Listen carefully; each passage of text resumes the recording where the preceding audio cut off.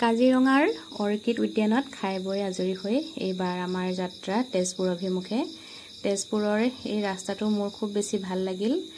ৰাস্তাৰ মাজে মাজে এনেদৰে চাওকচোন, পাউডাৰ পাফ নেকি, এই ফুলটো খুব বেছি ফুলি আছে, খুব ঘনকৈ। কেমেৰাত ইমান অহা নাই বাৰু, সেইবাবে এটা ভিডিঅ' কৰি ৰাখিলোঁ। খুব বেছি ধুনীয়া দেই, মানে ৰিয়েলত বেছি ভাল লাগিব। বহুত ফুল ফুলি আছে আৰু সেইকাৰণে তুলি ৰাখিলোঁ।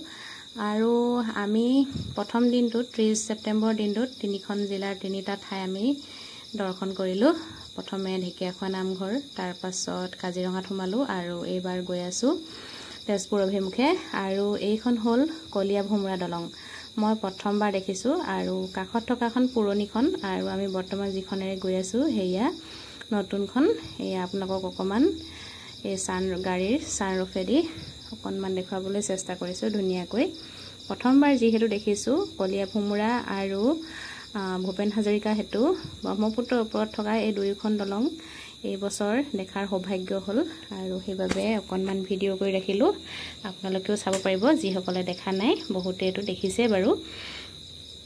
আৰু আমাৰ আজিৰ দিনটোৰ যাত্ৰা আমি তেজপুৰতে সামৰিম বুলি ভাবিছোঁ, আৰু সেইবাবে আমি তেজপুৰৰ অগ্নিগড় আৰু চিত্ৰলেখা উদ্যান এই দুটা ঠাই আমি আজি চাম বুলি ভাবিছোঁ। আৰু এয়া গৈ আছোঁ, আৰু ব্ৰহ্মপুত্ৰৰ পাৰতে আছে অগ্নিগড় আৰু চিত্ৰলেখা উদ্যান, মহাভৈৰৱ মন্দিৰ, তাৰপাছত তেজপুৰ মানসিক চিকিৎসালয় আদি সকলোবিলাক আছে।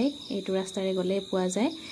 তেজপুৰ মানসিক চিকিৎসালয়ৰ মোৰ একপি ফটোহে আছে দেই, মই ভিডিঅ' কৰা নহ'ল।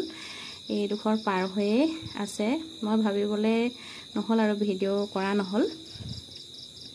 এইখনেই হ'ল তেজপুৰৰ মানসিক চিকিৎসালয়, যিটো আমি সৰুৰে পৰা পঢ়ি আছিলোঁ, শুনিছিলোঁ, কিন্তু দেখাৰ সৌভাগ্য হ'ল, সেয়ে মনটো খুব বেছি ভাল লাগিছে। তেজপুৰলৈ মই প্ৰথমবাৰ আহিছোঁ, প্ৰথমবাৰ ঠাইবিলাক চাইছোঁ, খুবেই ভাল লাগিছে। তেজপুৰখন বহুত বেছি ধুনীয়া হয়।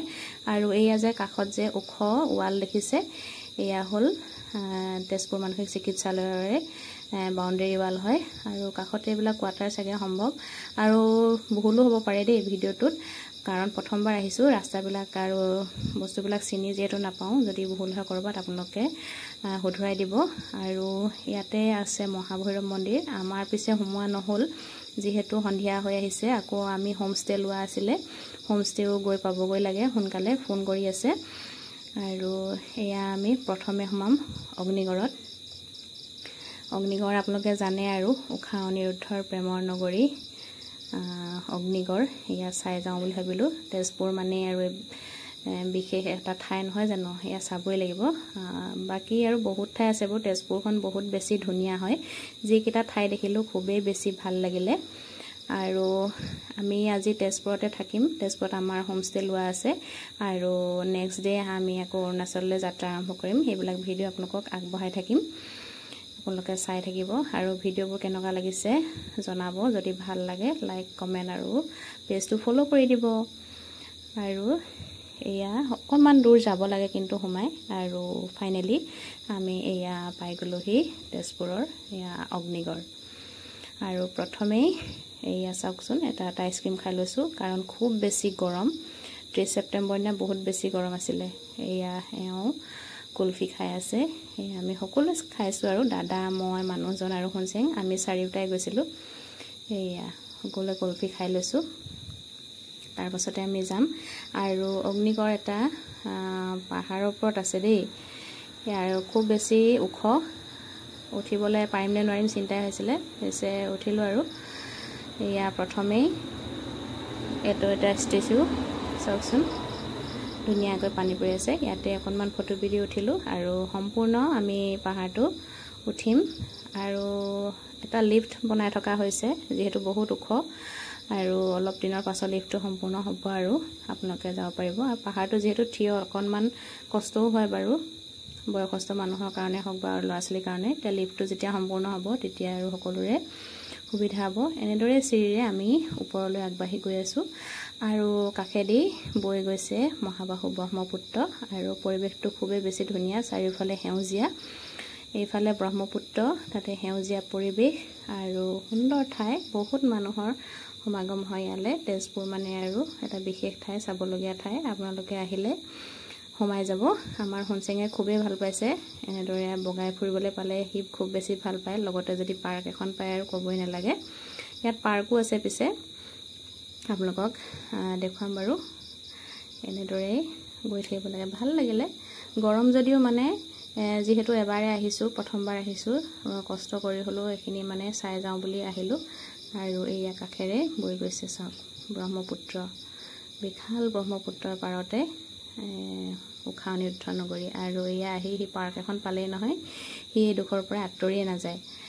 যেনেদৰে ফুচলাই মেলি আৰু নিলোঁ, অকণমান সময় সি খেলিলে বাৰু। আৰু এইয়া চাওক ব্ৰহ্মপুত্ৰ, ধুনীয়াকৈ জুম কৰি আপোনালোকক দেখুৱাই দিছোঁ।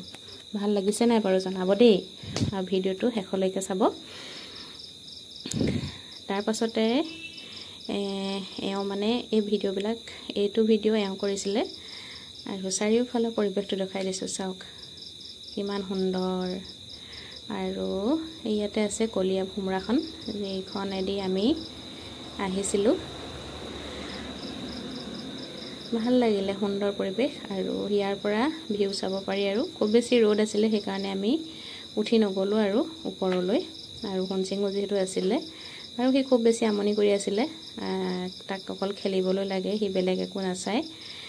সেয়াই আৰু ল'ৰা ছোৱালী এইবিলাকে আমনি। আৰু গৰমতো সি অলপ কষ্ট পাইছে, বহুত বেছি কষ্ট। এওঁক কৈছোঁ আৰু যি হ'লেও আহিলোঁ যেতিয়া, বহুত কষ্ট কৰি হ'লেও গোটেই পাহাৰটো মই উঠিমেই, আৰু গোটেই পাহাৰটো মই চায়ে যাম আৰু যিখিনি আছে বুলি কৈছোঁ। ইয়াৰ পাছতে আমি চিত্ৰলেখা উদ্যানলৈ যাম, সেয়া আপোনালোকক দেখুৱাবলৈ চেষ্টা কৰিম। এইখনেই হ'ল কলীয়া ভোমোৰা দলং, যিখনেদি আমি আহিছোঁ। আৰু এয়া হ'ল অনিৰুদ্ধ, চাওক চিত্ৰলেখাই অংকন কৰি আছে। উষাই যে বৰ্ণনা কৰি গৈছিলে সপোনত দেখা ৰাজকুঁৱৰজন, এইজনে এয়া চিত্ৰলেখা আৰু উষা। আৰু এইফালে তলতে আছে হৰিহৰৰ যুদ্ধ। এইবিলাক আৰু পৌৰাণিক কাহিনী জানেই আপোনালোকে, হৰিহৰৰ যুদ্ধ কথা, শ্ৰীকৃষ্ণ আৰু শিৱৰ মাজত যি যুদ্ধ হৈছিল যে হৰিহৰৰ যুদ্ধ, সেয়া সকলোবিলাক অংকন কৰা আছে। আৰু বহুত ধুনীয়াকৈ সজাই থোৱা আছে দেই, চাৰিওফালে প্ৰাকৃতিক পৰিৱেশ, ফুল গছ গছনি আদি। আৰু এইফালে উষা অনিৰুদ্ধৰ বিবাহ গন্ধৰ্ব পথাৰে হৈছিলে, এয়া বিবাহ হৈছে। সুন্দৰকৈ বুজাই থোৱা আছে ছবিৰ সৈতে। আৰু সেইটো লিফ্ট, চাওক কিমান ওখকৈ যে বনাইছে নহয় লিফ্টটো। সেইটো যেতিয়া হ'ব সুবিধা হ'ব দেই আহিবলৈ। আৰু এইফালে আমি এতিয়া তললৈ নামি গৈ আছোঁ, গোটেই পাহাৰটো ফুৰিলোঁ। আৰু ইয়াতে শিৱ বাবাক এনেদৰে প্ৰতিষ্ঠা কৰি থোৱা হৈছে, সেয়াও চালোঁ।